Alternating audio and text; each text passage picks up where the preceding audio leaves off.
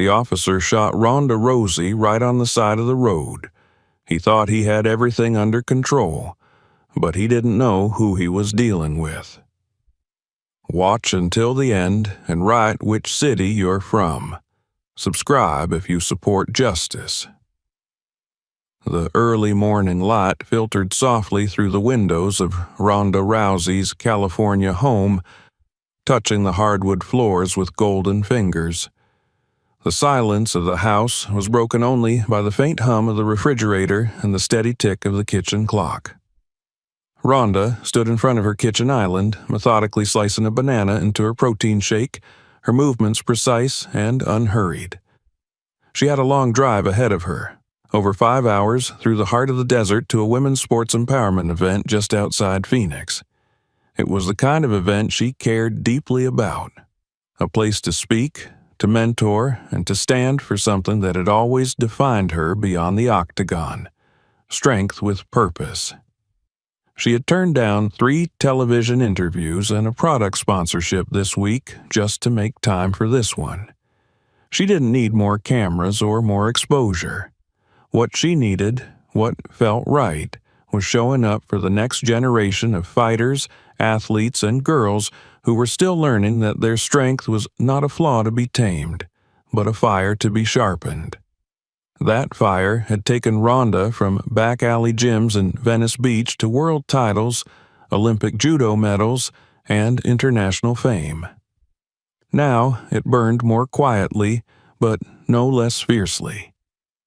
She blended the shake, poured it into her thermos, and sipped slowly as she glanced at the time. 6:12 a.m. She preferred to drive early, before the heat thickened and the roads got cluttered. She dressed plainly for the road: black compression leggings, a worn gray hoodie, and a pair of mirrored sunglasses that concealed most of her face. She packed a duffel bag with a change of clothes, a laptop, a backup phone, and a small first aid kit, habits ingrained from years of traveling under every possible condition. When she stepped out into the morning air, the scent of bloomin' orange trees drifted faintly across the driveway. She paused, breathing it in. The air was warm already, and she knew it would be blistering by midday. Her black Ford Expedition was freshly serviced, its tires gripping the road with quiet assurance as she pulled onto the freeway. Her playlist, classic rock with a few guilty pleasures tucked between Metallica and The Doors, played low as the suburbs faded behind her and the world opened into desert. The road stretched forward in a straight line, its vastness both comforting and eerie. Cacti stood like watchmen along the hillsides, and the sun climbed higher, bleaching the sky into a flat, hard blue. Ronda's mind wandered as she drove. She thought of the event, of the girls who would be there, some wide-eyed, others hardened by the world already. She thought of what she would say to them, that it was okay to be angry, that power didn't need to be apologized for, that you could bleed and still win. She thought of her own past, too, of the moments when men twice her size had sneered at her in training camps, or the times interviewers had asked her about her looks before her skills. There was progress, but not enough. She passed the 2-hour mark without incident. A small diner appeared on the horizon, its blinking neon sign barely visible in the sun's glare. She decided to skip it. Better to press on. She checked her mirrors habitually. Years in the public eye had left her constantly aware of her surroundings. At first, she didn't notice the patrol car. It had been following from a distance for about 5 miles, but she hadn't paid attention until it moved closer, edging into her blind spot, then falling back again. Her hands gripped the steering wheel just a little tighter. The red and blue lights flared in her rearview mirror. Instinctively, she pulled over, keeping calm. She switched off the ignition, rolled down her window, and placed both hands visibly on the steering wheel. Every move was deliberate, measured, taught through dozens of PSAs and survival stories. Her heart rate didn't spike, but her senses sharpened. She waited, scanning her mirrors. The car behind her remained still for a few seconds. Too long. Then, two figures emerged. The first, a broad-shouldered, older man in mirrored sunglasses and a rigid jawline. The other was younger, leaner, with a buzz cut and a smirk that radiated arrogance even from a distance. Both wore tan sheriff's uniforms with dark green nameplates she couldn't yet read. They approached slowly. The older one came to her driver's side window. His eyes scanned her face, then dropped to her body, then flicked to the back seat. He didn't smile. "License and registration," he said flatly. No greeting, no explanation, just cold authority. Ronda nodded once and reached slowly into her cup holder where her wallet lay. She passed over her license and federal vehicle registration. Her SUV was registered under a foundation she supported, which sometimes raised eyebrows. The younger officer leaned in from the passenger side window, now halfway open, peering into the car like he was browsing through someone's bedroom. He whistled low, clearly recognizing her. "Ronda freaking Rousey," he said, laughing. "Man, I used to watch your fights. You really know how to choke a guy out?" The older one said nothing. He studied the license, then looked at her again. "You were going a little fast." "I wasn't, officer," she replied evenly. He handed the license back without comment. "Step out of the vehicle." Her eyebrows lifted. "Excuse me?" "Out. Vehicle inspection," he said, and walked around the front of the SUV. The younger one moved to the passenger door, opening it without asking. She could see him glance toward the gym bag. Ronda felt something click in her chest. It wasn't fear. Not yet. It was the clean, sharp feeling she got before a fight. Not nerves, but calculation. This wasn't a routine stop. This was something else. She glanced at her phone on the dash and, without drawing attention, double-tapped the side button. A silent recording started. She opened the door and stepped out. The heat hit her like a wall. The sun was high now, and the road shimmered with mirages. The officer, his name tag read Murray, motioned her to the side of the vehicle. The younger one, Thompson, circled around behind her. She turned her body slightly, not out of fear, but to ensure visibility. Murray asked her to place her hands on the hood. His tone brooked no refusal. "What's this about?" she asked, keeping her voice even. "Standard procedure," he muttered. "Got a report about a vehicle matching this description. We're checking it out." Thompson laughed from behind. "Relax, superstar. We just want to make sure you're not trafficking any killer punches today." Her jaw clenched. The humor was veiled threat. They weren't looking for drugs. They weren't looking for anything. They were here because they wanted power. She was a woman, alone, in the middle of nowhere. They thought she would fold. They didn't realize she had never been that kind of woman. Murray began a pat-down without gloves. His hands lingered longer than necessary over her sides, too close to her chest.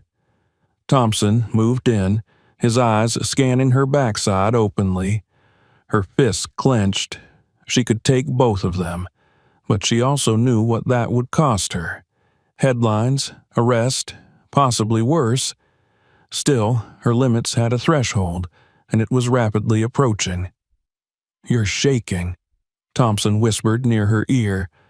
"You don't look so tough now, Ronda." Her voice was low but steady. "You don't know what tough is." Murray's hand suddenly grabbed her inner thigh. That was the line. Ronda spun. With practiced speed, she twisted away from his grip. just enough to break contact without escalating into a strike. But that small resistance, that slight refusal to submit, was enough to change everything. Murray stepped back, rage igniting his features. "Get on the ground, now!" Ronda didn't move. Her stance was defensive, not aggressive. Her hands were open, palms visible, but in his eyes she had already challenged his authority. He drew his weapon. Thompson took a step forward, shouting something unintelligible. Ronda backed away one step. The shot cracked like thunder in the desert. Pain exploded through her shoulder, hot and immediate. She staggered, her knees buckling, her vision narrowing. She fell. As she hit the ground, her last clear thought was not fear, but clarity. This wasn't about law. This wasn't about order. This was about punishment, control, ego. And now she would have to survive it. Not just for herself, but to make sure no one else had to endure what she was enduring. The taste of blood in her mouth was metallic and bitter as the world tilted. The image of Murray standing over her, gun still raised, imprinted itself in her fading vision. And then, darkness. The sound of blood pounding in her ears was louder than the crack of the gun. Ronda lay sprawled against the rough gravel, the unforgiving heat of the desert sun beating down on her back as the pain bloomed like fire from her shoulder. The shot had been clean, too clean. She had taken hits before, knees, fists, elbows, but nothing prepared her for the sharp, searing bite of a bullet. Her fingers twitched reflexively against the ground, dirt collecting in her palm, her mind racing to hold on to consciousness even as the black edges of her vision started to pulse inward. Above her, Murray's voice rang out, clipped and cold. Suspect attempted to evade, non-compliant, potential threat neutralized, requesting backup. He was already on the radio, crafting a false narrative, his tone emotionless, rehearsed. Ronda's mind sharpened. They were building a lie, and she was the evidence they needed to erase. She knew, in that moment, that if she didn't act fast, she wouldn't make it out alive. Not because of some accident or misunderstanding, but because these men had decided she was a threat to their control. Thompson loomed into her vision, his figure eclipsing the sun. He was sweating, his features drawn tight with unease. "Jesus, Dale, you shot her." She resisted. Murray snapped without looking at him. "Don't lose your nerve now."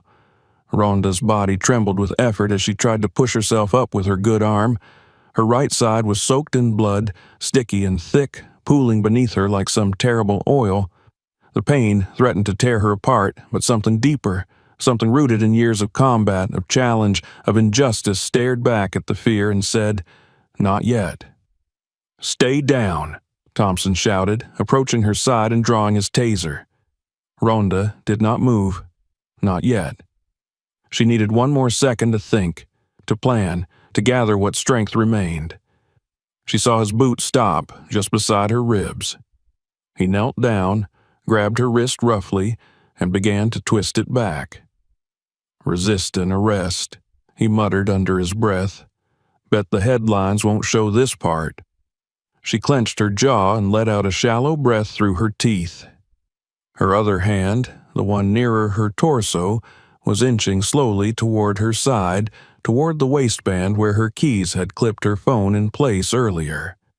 She'd activated the recording. She had no idea how much was captured, or if the mic could still pick up from this angle, but she had to believe it was still running, that someone would hear, that someone would believe. Thompson grabbed her by the hoodie, trying to drag her up to her knees. "Come on, get up. Let's see how tough you really are." Her legs folded under her, barely supporting her weight. The desert ground scraped her palms as she wobbled upright. Every nerve in her shoulder screamed in protest, but she grit her teeth and locked her knees. She could still fight. She could still move. She was bleeding, yes, but not broken. Murray stood by the patrol car watching, arms crossed, his hand still resting near his holster. He wasn't helping. He was waiting, calculating. Then Thompson's hand gripped her thigh, not to restrain, no, it was deliberate. His hand slid upward slowly, lingering in a way that ignited fury more potent than pain. Ronda's stomach turned. She tried to step back, but he laughed and jerked her closer. "Where's that fighter now?" he whispered near her ear. "All those muscles, all that attitude. You don't look so untouchable now." Murray said nothing. He watched, detached, as if observing some training exercise with distaste. His silence gave consent. "Let's check the bag," Thompson called over his shoulder. "She might be hiding something." "Strip search," Murray muttered, and for the first time Ronda saw a flicker of satisfaction cross his face. "Right here." Thompson grinned. "You serious?" "No cameras, no one around. You got gloves? I'll hold her." That was it. Ronda's mind snapped into clarity, her body fueled not by adrenaline but by something older, deeper.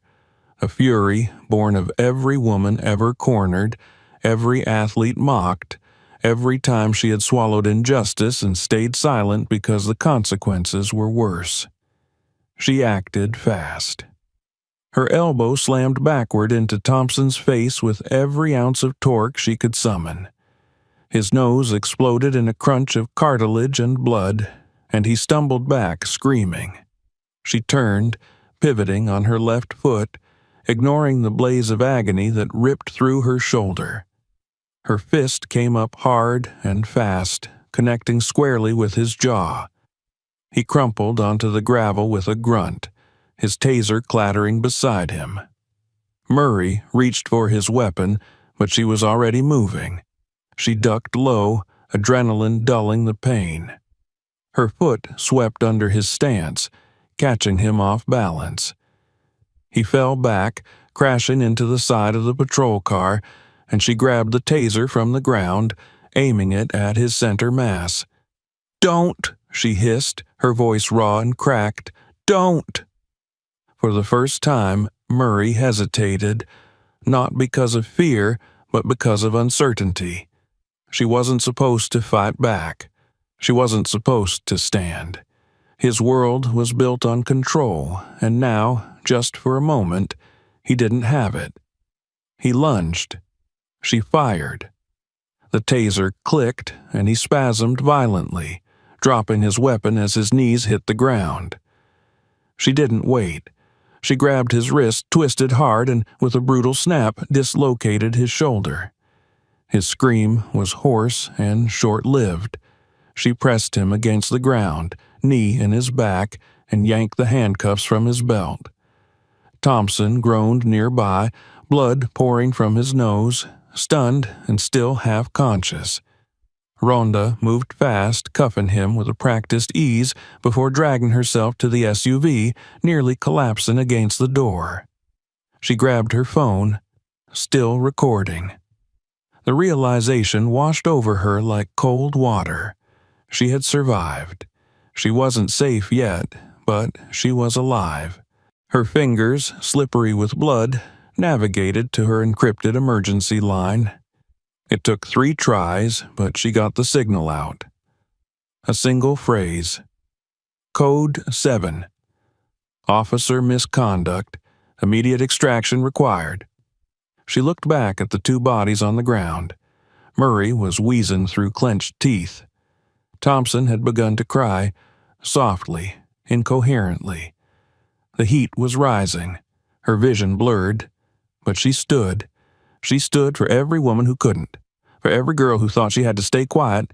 She stood because they hadn't expected her to, and that was their last mistake.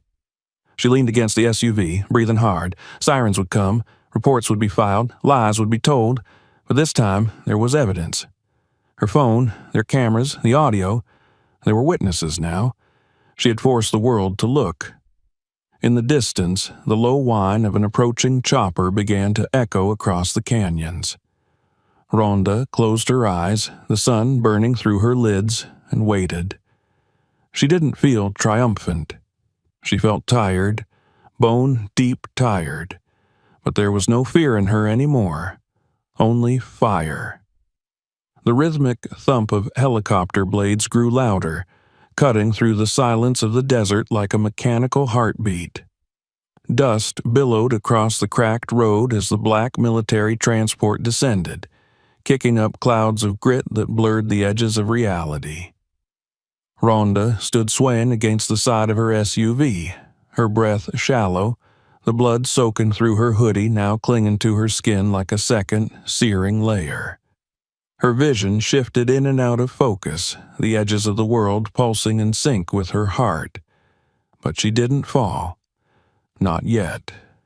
Not with them still breathing. Murray lay crumpled in the dirt, his body jerking in small spasms as the last of the taser's current faded from his muscles.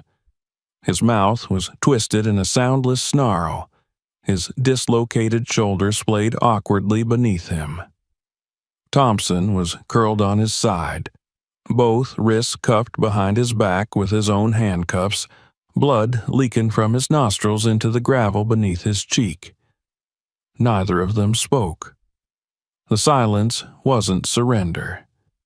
It was shock, the kind that came when predators realized they had become prey. The helicopter landed with a jarring shudder, and the side hatch sprang open before the rotors had even slowed. 3 figures in tactical gear leapt out, weapons drawn, movements crisp and synchronized. Ronda recognized the insignia on their shoulders. Federal Quick Response Team, pulled from the Department of Justice's Internal Affairs Division. Not local, not county. These were the kind of men sent when the rules had already been broken and the damage was too big to bury. The first agent, tall and broad with close-cropped gray hair and a scar under his left eye, approached her cautiously, scanning the scene. His voice was firm, but not hostile. "Miss Rousey?" She nodded, pressing a blood-slicked hand against the side of the SUV to stay upright. Her legs trembled beneath her. Her left shoulder throbbed with every breath. The pain was constant now, a low, grinding roar just beneath her awareness. She had lost more blood than she realized. She had minutes, maybe less, before her body stopped listening to her. "I'm Agent Ramirez," the man said. "We're here under federal order. You're safe now." "No one's cuffing me," she said, her voice hoarse. "I have it all on record, phones on the dash, body cams still rolling, evidence is all there." Ramirez signaled to the others, who immediately moved to secure the 2 unconscious officers. One of them checked for weapons, another retrieved the body cams. A third moved toward the vehicle, carefully collecting her phone. "I need medical now," she added. "Shoulder, bullets still in there, lost a lot." Ramirez turned and barked an order. Moments later, a medic rushed forward from the second chopper that had just touched down, a younger woman in dark green gear carrying a trauma kit.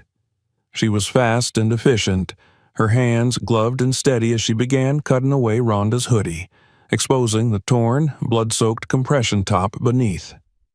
"Exit wound?" the medic asked. "No exit," Ronda said through gritted teeth. "It's still in me." "Pulse is weak," the medic muttered. "BP's dropping. We've got to move." Ramirez touched her arm gently, guiding her toward the open hatch of the first chopper. "We've got a surgical unit standing by in Barstow. You'll be there in 15 minutes. As they lifted her into the helicopter, Ronda glanced back one last time. The desert stretched behind them, infinite and bright, a stage that now bore witness to something far greater than a traffic stop. It was a battleground, and she had won, but at a price she was still counting. Inside the chopper, the medic worked fast. An IV was inserted into her good arm, fluids rushing to stabilize her plummeting blood pressure. Oxygen was fitted over her mouth and nose, and a blanket placed over her trembling frame. She didn't speak. She didn't need to. Her body had done the talking already. The helicopter rose with a sudden jolt, and the landscape dropped away beneath them. Ronda closed her eyes. For a moment, the hum of the engine, the soft murmur of voices, the sharp scent of antiseptic and sweat reminded her of past flights, combat extractions, medevac drills. But this time, the war zone was home soil, and the enemy had worn a badge. The medical center was prepped for her arrival. She was wheeled into a trauma bay before the blades had even stopped spinning. A surgical team was already scrubbing in. The lead doctor, a grizzled man in his 50s with a surgeon's weary eyes, glanced down at her with a grim expression. Gunshot wound, left shoulder, entry without exit, he confirmed to his team. Prep for internal retrieval and possible arterial repair. Get ortho on standby. Ronda tried to speak, but a mask was already being placed over her face. The last thing she heard before the anesthesia took her was the steady beep of the heart monitor, stubbornly persistent despite the odds. She woke hours later in a haze of white light and muffled sound. Pain pulsed through her body like waves, rhythmic and unforgiving. Her shoulder was tightly bandaged, her arm braced. A nurse sat nearby, eyes fixed on the monitor. When she noticed Ronda's eyes flutter open, she stood quickly and moved to the door. "She's awake." Seconds later, Agent Ramirez entered the room, this time in plain clothes, his badge clipped to his belt. "You're in recovery," he said quietly. "You came through surgery. Lost a lot of blood, but they got the bullet out. No major nerve damage. You're lucky." Ronda didn't feel lucky. She felt hollowed out. Her body was a battlefield, and the war wasn't over. "Status of the officers?" she asked, her voice rasping. "Both in federal custody," he replied. "Murray has a dislocated shoulder and broken ribs. Thompson, broken nose, jaw fracture, and a concussion. You didn't hold back." "They didn't either." "No," Ramirez agreed, his voice darkening. "They didn't." He stepped forward, laying a folder on the tray beside her bed. "Preliminary findings. You'll want to see this when you're stronger. Internal Affairs had prior complaints on both officers. Sealed, buried. This wasn't their first time abusing authority, but it might be their last." Ronda closed her eyes again, exhausted. "Media?" "It's out," Ramirez said. "Video, audio, your emergency call. It's all over the news. Public response is intense. Half the country is ready to make you a hero. The other half is trying to spin it as an attack on law enforcement." "Of course they are." He hesitated. "There's something else. We found communications between those two and the private group chat with other officers in their department. The content is graphic, sexist, violent, targeted toward women, especially high-profile ones like you. There are indications this wasn't a coincidence. You were selected." Ronda's jaw clenched. "Planned?" "Looks that way. We're digging deeper. DOJ's already involved. You may have just exposed something a lot bigger than two corrupt cops." Ronda didn't respond. She let the words settle over her like dust. All her life she had fought battles, inside cages, on screens, against doubters, against her own demons. But this was different. This wasn't sport. This was survival. And now, responsibility. As the agent left and the nurse returned, she stared at the ceiling for a long time. Her body would take weeks to heal, her spirit longer, but her resolve remained unshaken. She had bled for this, she had nearly died for it. Now it was time to make it matter. The war wasn't over. It was just beginning. The hospital room smelled of antiseptic, quiet and sterile, but behind its whitewashed walls the world was burning. Ronda sat propped up against a series of pillows, her left arm wrapped in bandages and immobilized in a brace, the bruises on her face beginning to bloom yellow beneath the fading blue. Pain clung to her like a second skin, but it was no longer the sharp, feral pain of survival.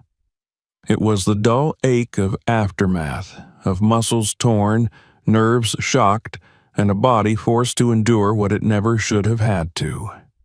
Yet pain was something Ronda understood. She had lived with it, trained through it, fought around it. Pain could be a compass. It could be a voice. And now it was fuel. Her hospital room, tucked into a secure wing at the Federal Medical Center in Barstow, had been turned into a command post. Monitors flickered with news reports. A federal liaison sat outside the door at all times. Her phone, locked and encrypted, had been restored to her by Agent Ramirez with the words, "The whole country is watching." He hadn't exaggerated. The footage from her phone had gone viral within hours. Though shaky and sometimes muffled, the audio was unmistakable. The officers' voices, taunting, condescending, dehumanizing, had been captured in damning clarity. The taser clicks, the threats, and finally the gunshot echoed across phones and television sets in every time zone. The dashcam footage, once secured by federal investigators and reviewed, had further corroborated every detail. Ronda had been compliant. Her hands had been visible.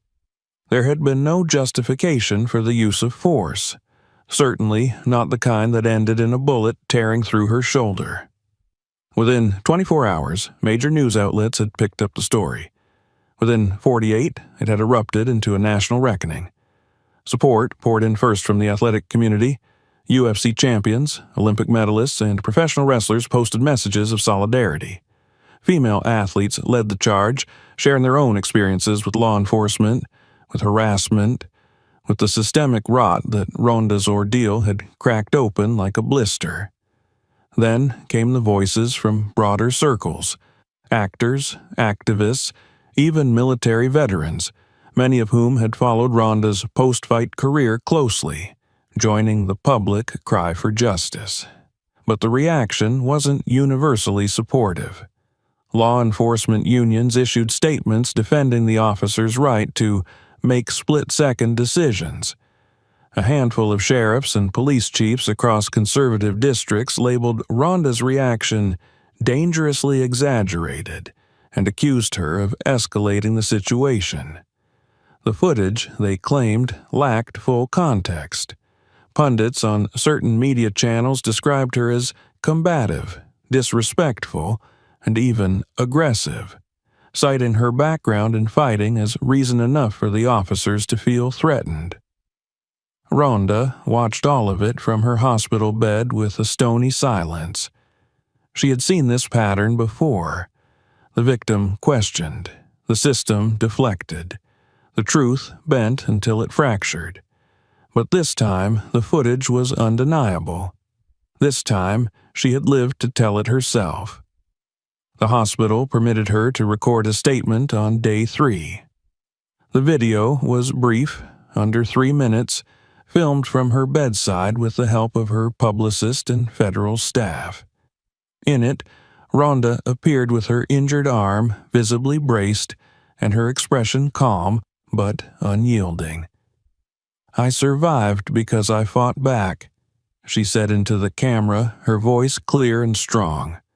"But I shouldn't have had to.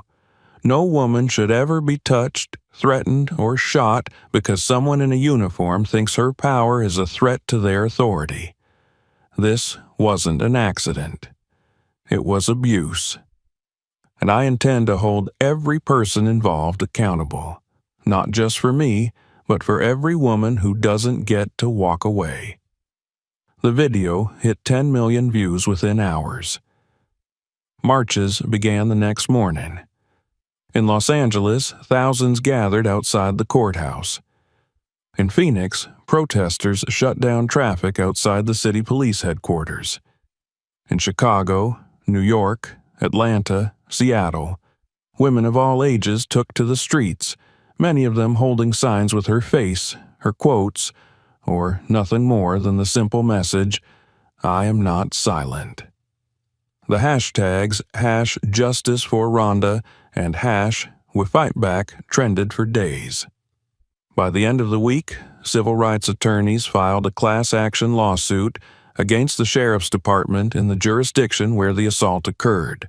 The suit included not only Ronda's case, but testimony from 7 other women who had filed complaints against Murray and Thompson over the past 5 years.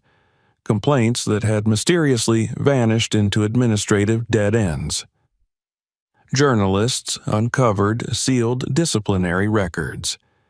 Internal memos showed that Murray had been flagged twice for inappropriate conduct with the female detainees, and that Thompson had been reprimanded once for excessive force during vehicle searches. Yet, both men had been promoted, protected, and allowed to continue their work with impunity. It became evident this was no isolated incident. It was systemic. And now the system was crumbling under its own weight. From her hospital bed, Ronda watched the unraveling begin. Each new headline chipped away at the silence that had protected men like Murray for decades. Every interview with a victim brought the truth closer to daylight. Yet, for every article in protest, there were also threats. She received them by the dozen. Emails, voicemails, social media messages laced with venom. She deserved it. She got what was coming. If you come for cops, expect to bleed. Her federal protection detail doubled in size after a specific threat included her home address in California and a photo of her mother's house. The agents quietly relocated her family to a safe location, and Ronda, who had spent years mastering control over her body and mind, now found herself in the unfamiliar territory of relying on others for protection. The thought angered her, not the need for safety, but the reason for it. She had spoken out. She had told the truth, and now she was the one being hunted. But the fury didn't paralyze her. It focused her. By the end of her first week in recovery, she was working again. She met with civil rights attorneys over secure conference lines, giving detailed testimony. She recorded another video, this time calling for national oversight of law enforcement accountability boards.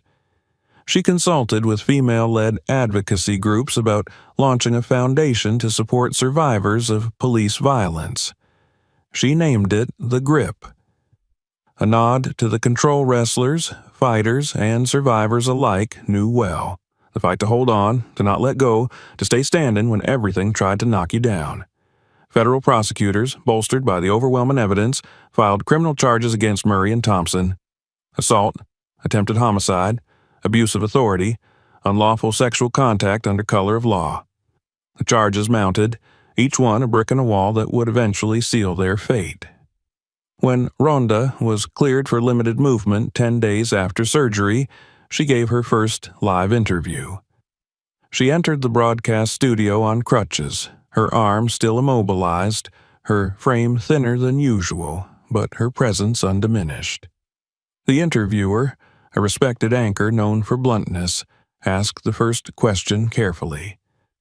"You've been a fighter your whole life. This was different. What made you survive it?" Ronda looked directly into the camera. "I knew they were going to kill me if I didn't fight back. Not just kill me physically, but erase me. Turn me into another headline, another statistic. I didn't fight because I'm strong. I fought because I had no choice. The only thing they didn't expect was that I'd win." The interview aired in prime time and reached over 15 million viewers. She had become a symbol, not because she asked to be, but because she refused to be erased. That night, as she sat in her hospital room overlooking the quiet parking lot below, she received a call. It was from a woman in New Orleans, a single mother who had watched her daughter be pulled from a car and harassed by officers only weeks before. "I just wanted to say thank you," the woman whispered through tears. "You didn't just fight for yourself. You fought for all of us." Ronda didn't reply right away. Her throat tightened, and the bruises on her ribs ached as she inhaled deeply. "You tell your daughter," she finally said, "that she's not alone. Ever." The fight was far from over, but for the first time, the world was listening. The morning of the arraignment, the sky over Los Angeles was unusually gray, as though the air itself had absorbed the weight of what was about to unfold. In the federal courthouse downtown, security was tighter than it had been in years. Metal detectors lined the marble-floored entrance hall. Armed officers stood posted at every corridor junction, eyes scanning faces with trained detachment. Outside, protesters lined the sidewalks, held back by barricades and a perimeter of mounted patrols. Some carried signs with Ronda's face, others bore banners reading, "No justice, no peace," and "Protect women, not power." Counter-protesters stood further down the boulevard, waving blue and black flags and shouting slogans lost in the din of helicopters overhead. Inside the courthouse, the tension was a living thing.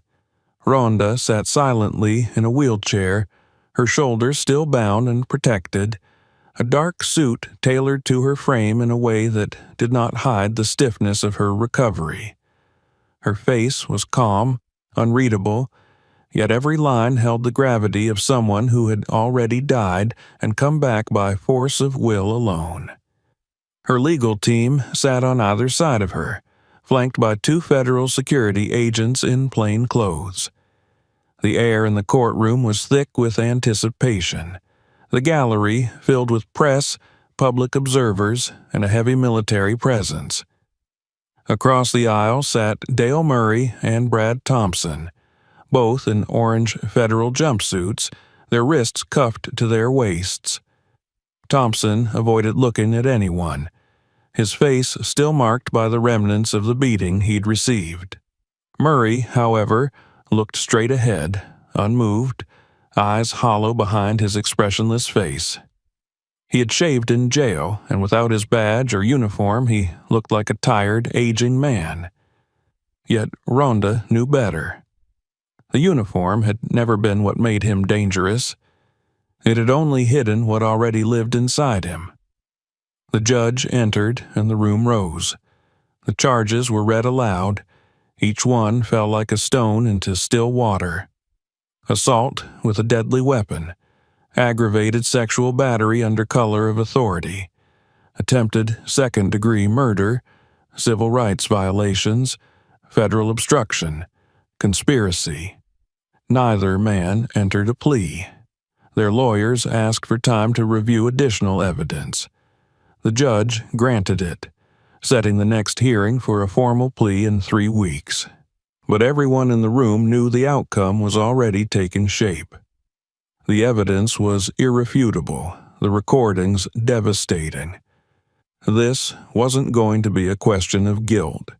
It would be about how much rot the legal system was willing to admit lived within its own bones. Outside the courthouse, the crowd surged as Ronda exited, flanked by agents.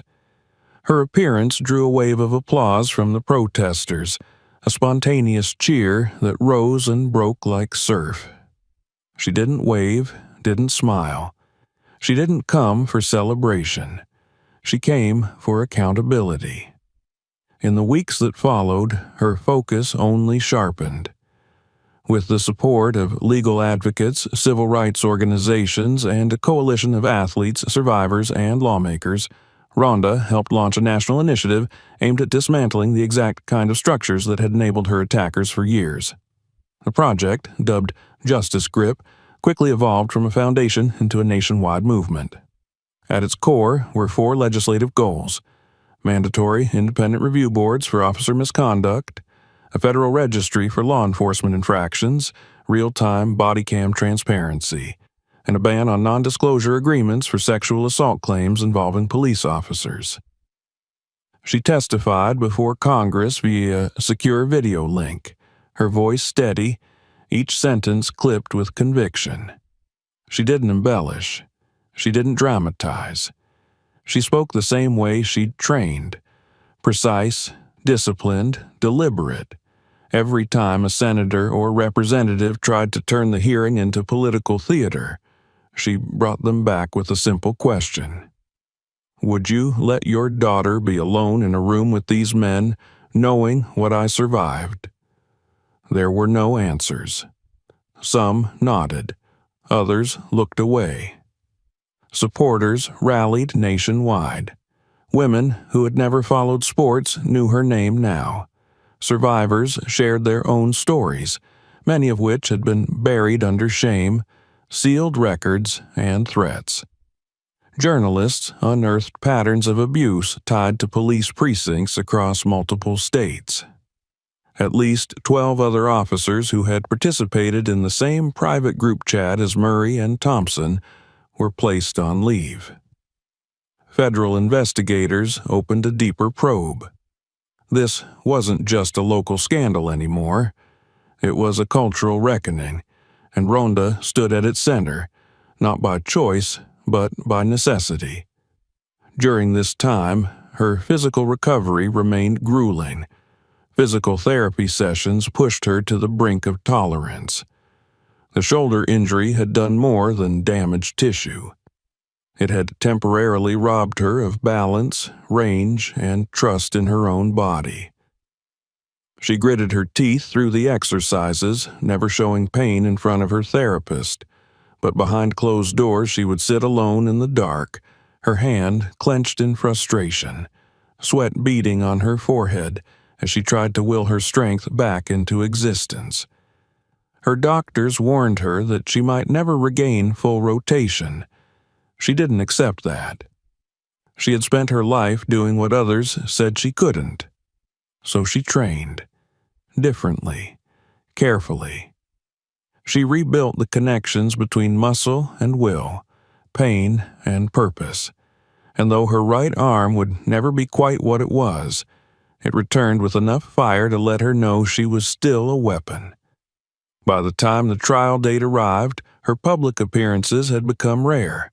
Calculated, not because she was hiding, but because she wanted the focus to remain on the cause, not her image. The trial unfolded with brutal clarity. Video after video, testimony after testimony, forensic experts, trauma surgeons, federal investigators.